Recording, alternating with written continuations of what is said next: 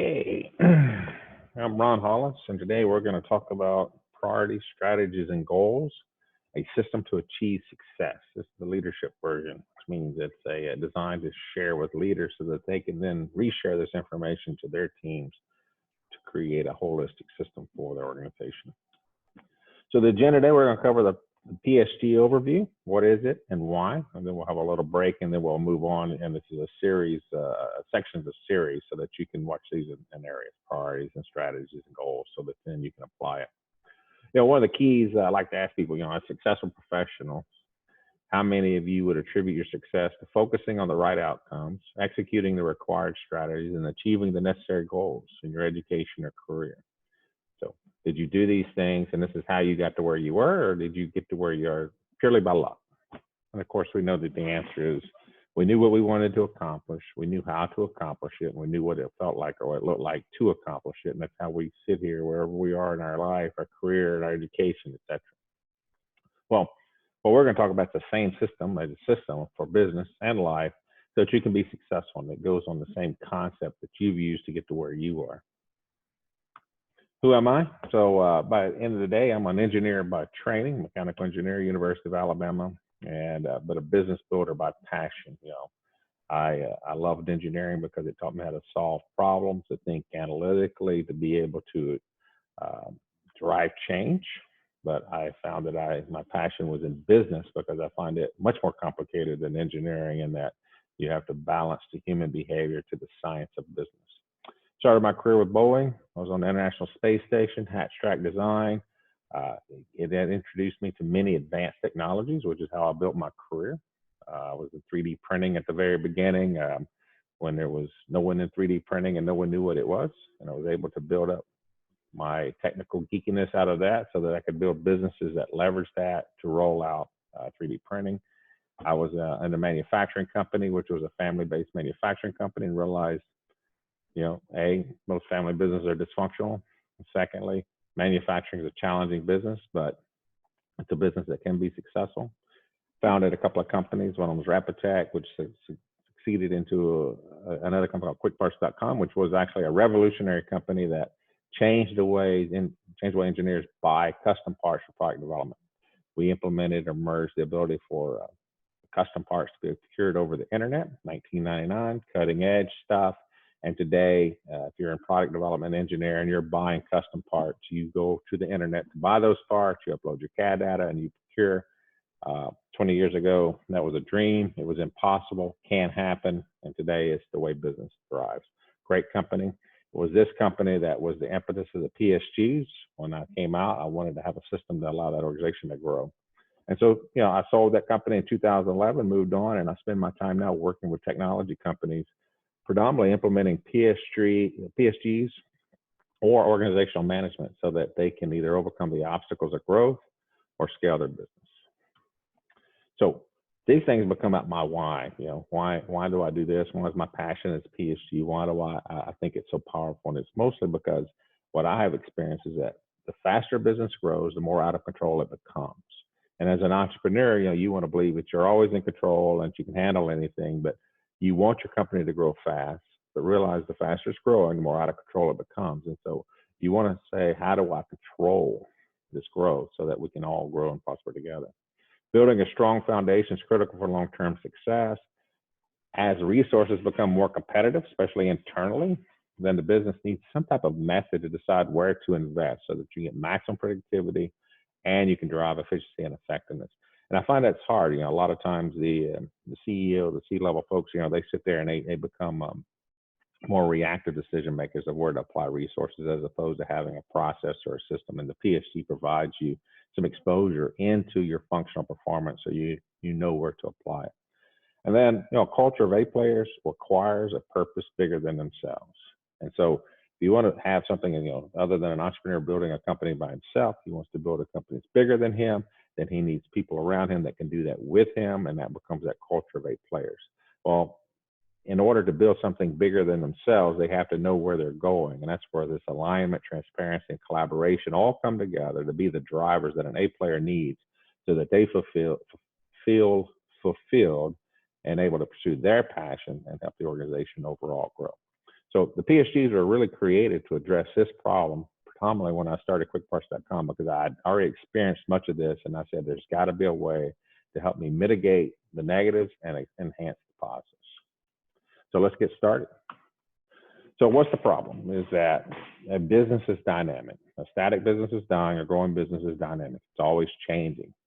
And at the end of the day, when you think about what the fundamentals of a business are, I've always said they come down to the people, the processes, and technology. You know, in a simplistic view, I have to have people, processes, and technology for any business to exist and to grow and to prosper. And so once I have those pieces, those elements come together, I've got to know how to make them interact and leverage each of these areas so that the organization is evolving. Fast growing companies solve problems with people, right? And that's what happens is you're growing, I got a problem, you know, I need more of this, more of that. So let's hire. And that's great, except adding more people creates more complexity, because people are the human element of people is that they're the art part of business. People have feelings, they have emotions, they have desires, and all those things come in.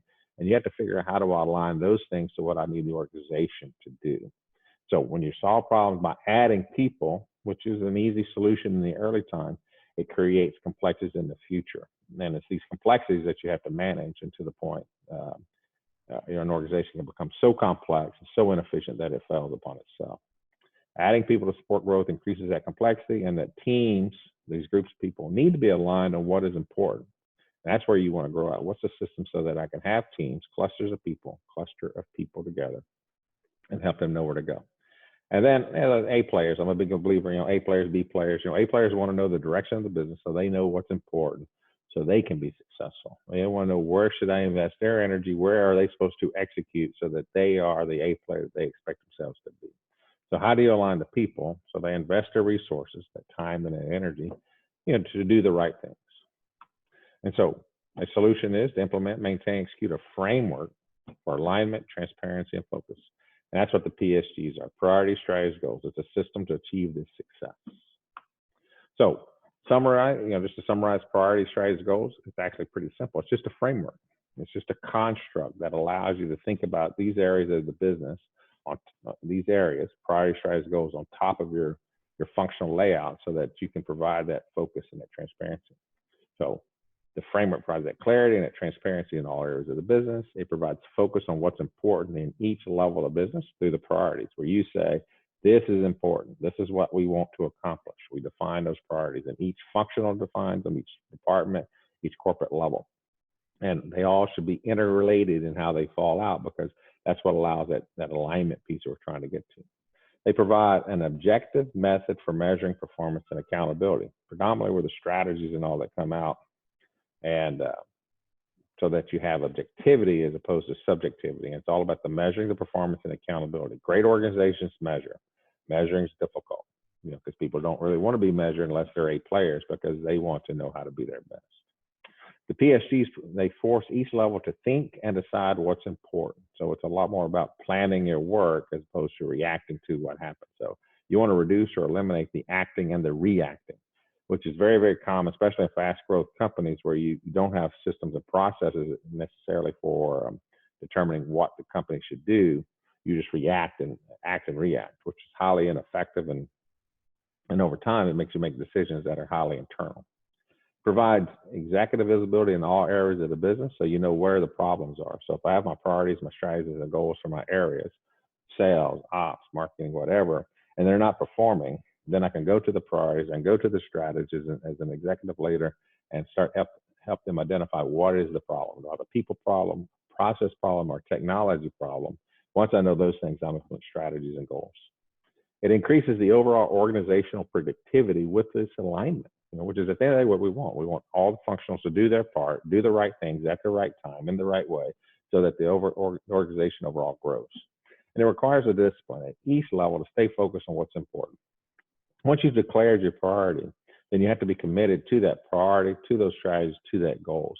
So what you're doing in your functional every day should be a part of those priority sets. And if they're not, then you're doing something wrong. I have the wrong priorities, or I have the wrong behaviors.